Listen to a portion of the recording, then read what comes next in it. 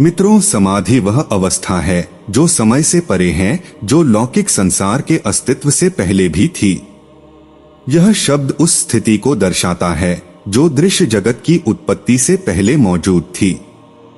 जब शिव द्वारा बताई गई 112 ध्यान विधियों में से किसी एक को साधना द्वारा अपनाकर साधक समय का अतिक्रमण करते हैं, तो वे उस मूल बिंदु पर पहुंचते हैं जहां समय समाप्त हो जाता है। यह अवस्था न केवल बाह्य जगत के सुख दुख से परे है, बल्कि भीतर के सभी विचारों, इच्छाओं और आशाओं का भी शून्यकरण है। ऋषियों ने इस अद्वितीय अनुभव को समाधि नाम दिया। प्रारंभ में समाधि तक पहुंचने के लिए विधियां आवश्यक हो सकती हैं, किंतु एक बार इस अवस्था में पहुंचने के बाद विधि अप्रासंगिक हो जाती है। समाधि का अनुभव सांसारिक गतिविधियों के अंत का प्रतीक है और सत्य का आरंभ है। यह मन की मृत्यु और आत्मा के जागरण का बोध है, जहां मन शांत होकर चंचलता त्याग देता है और बुद्धि के अधीन हो जाता है। समाधि की 4 अवस्थाएं श्रवण, मनन, निदिध्यासन और समाधि हैं। समाधि को प्राप्त करने के लिए 4 मुख्य चरणों को पूरा करना आवश्यक है। सबसे पहले हम श्रवण के विषय में पूरी गहनता से समझने की और जानने का प्रयास करते हैं कि वास्तव में श्रवण है क्या चीज। मित्रों, श्रवण का अर्थ मात्र सुनना नहीं, बल्कि ध्यानपूर्वक सुनना है। जब श्रवण में चेतना पूरी तरह कान पर केंद्रित हो जाती है और मन विचारों से मुक्त हो जाता है, तभी यह अवस्था प्राप्त होती है। श्रवण का उद्देश्य बिना किसी पूर्वाग्रह के सुनी गई बातों को ग्रहण करना है, न स्वीकार करना न अस्वीकार करना, केवल सुनना है। श्रवण का अर्थ केवल सुनने तक सीमित नहीं है। यह एक गहन और जागरूक अवस्था है जिसमें साधक अपनी संपूर्ण चेतना को श्रवण प्रक्रिया में केंद्रित करता है। यह किसी भी आत्मिक या आध्यात्मिक यात्रा का पहला और महत्वपूर्ण चरण है। साधारण सुनना और श्रवण में मूल अंतर यही है कि सामान्य सुनना अक्सर ध्यान की कमी और विचारों की हलचल से प्रभावित होता है, जबकि श्रवण में मन एकाग्र होता है और किसी भी प्रकार के विचारों, पूर्वाग्रहों या प्रतिक्रियाओं से मुक्त हो जाता है। श्रवण का लक्ष्य मात्र सूचनाओं का संग्रह करना नहीं है।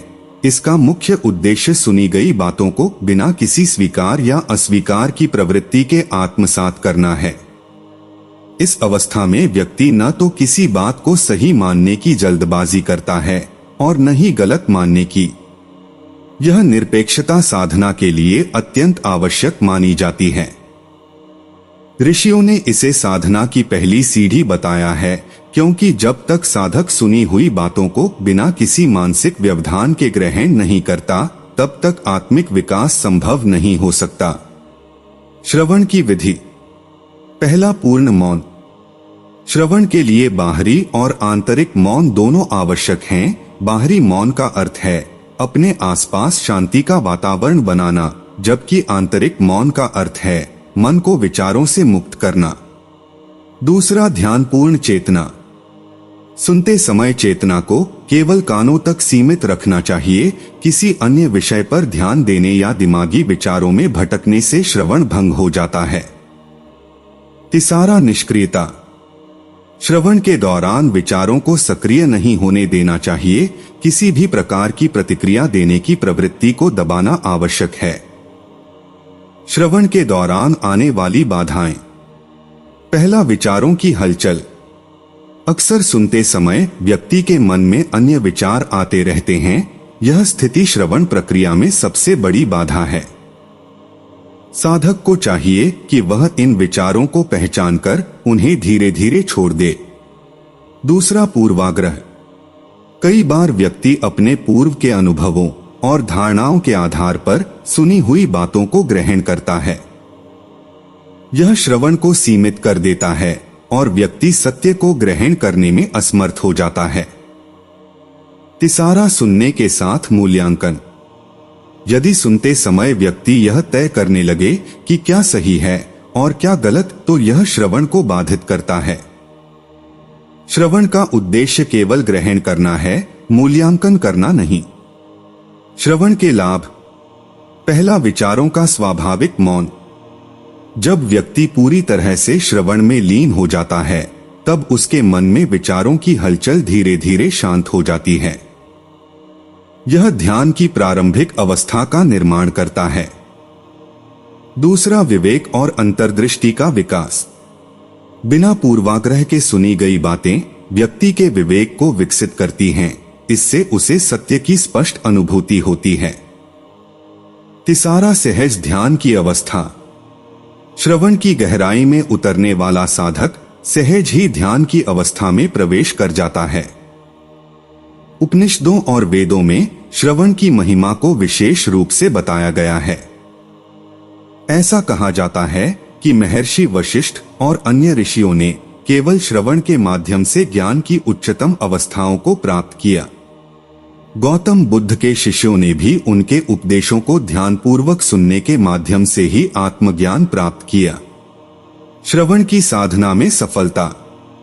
पहला, प्रतिदिन एक निश्चित समय पर मौन में बैठकर किसी संत वाणी या शास्त्र को सुनने का अभ्यास करें। दूसरा, सुनते समय मन को विचारों से मुक्त करने का प्रयास करें। तीसरा, सुनी हुई बातों को तुरंत तर्क वितर्क के आधार पर सही गलत मानने की प्रवृत्ति से बचें। इस प्रकार जब साधक श्रवण के माध्यम से ज्ञान को आत्मसात करने में सफल हो जाता है तो वह अपने साधना मार्ग के अगले चरण मनन के लिए तैयार हो जाता है। इस प्रकार श्रवण साधना का आधार बनता है जो अंततः आत्मज्ञान और समाधि की अवस्था की ओर ले जाता है।